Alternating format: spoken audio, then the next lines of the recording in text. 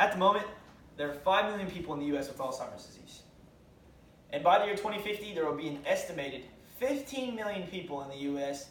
and 75 million worldwide with Alzheimer's. Now, there is no cure for this disease, and there probably never will be because of its complexity. The only cure is early age prevention. You see, more funding needs to be put towards researching prevention rather than researching the immediate cure. I have credibility on this subject because my grandpa has Alzheimer's disease, and he has it in a pretty serious stage.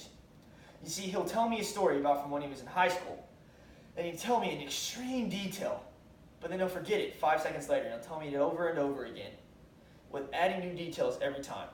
Now, this isn't so terrible for me, but I feel sorry for my grandma who has to care for him day in and day out. You see, this disease, it's a real problem for everyone, and we need to focus our efforts and research in the right places. Alzheimer's, it's a problem for families everywhere, and eventually, it's going to turn into a government crisis. In just an estimated 32 years, the U.S. will have tripled its already 5 million people with Alzheimer's disease. And the thing that makes this disease such a problem is the caretakers. It's the people around the people who have the disease. In the year 2050, it will take an estimated $1 trillion in money to take care of those people with Alzheimer's disease. Yes, $1 trillion. That is enough to buy Apple. It's also enough to put our entire country into bankruptcy. With this financial doom set for our government, scientists have buckled down their research and come to the conclusion that the best possible choice would be prevention rather than an immediate cure. Alzheimer's, it has so many different causes, and it affects so much of the brain that it is practically impossible to cure.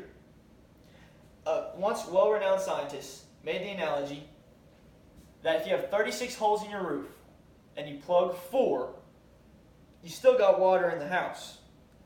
However, even with this being said, the majority of funding is still going towards Alzheimer's, the immediate cure.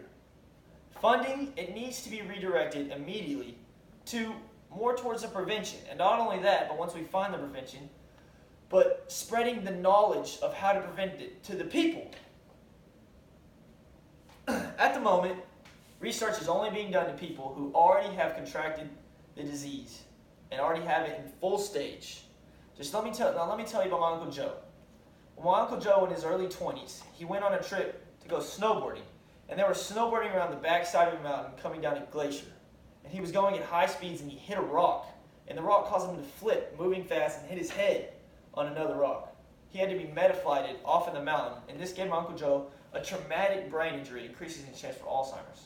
Not only does he have this, he has all of the genetic markers for Alzheimer's. His dad has Alzheimer's seriously, my grandpa. His grandfather had Alzheimer's. His great-grandfather has Alzheimer's. He's pretty much set to get it. When my Uncle Joe submitted himself to be researched upon for Alzheimer's benefits, they said no, because he hadn't yet showed the symptoms of having Alzheimer's. Alzheimer's, the research needs to be redirected towards younger people with extremely high chances of getting the disease, so we may actually learn something about prevention. And once we figure out a way to prevent it successfully, and we know how to keep ourselves from getting it in the future, we need to make sure that everyone in the whole world knows about this prevention. Alzheimer's disease, it's a serious problem for our well-being. We need to educate everyone, or it will be our downfall. Preventing Alzheimer's is, without a doubt, the key to the Alzheimer's crisis. So, if you're looking to donate, please, for the sake of you and for the sake of me, donate towards Alzheimer's prevention. Thank you, Ms. Vidal, for a great half semester. Appreciate it.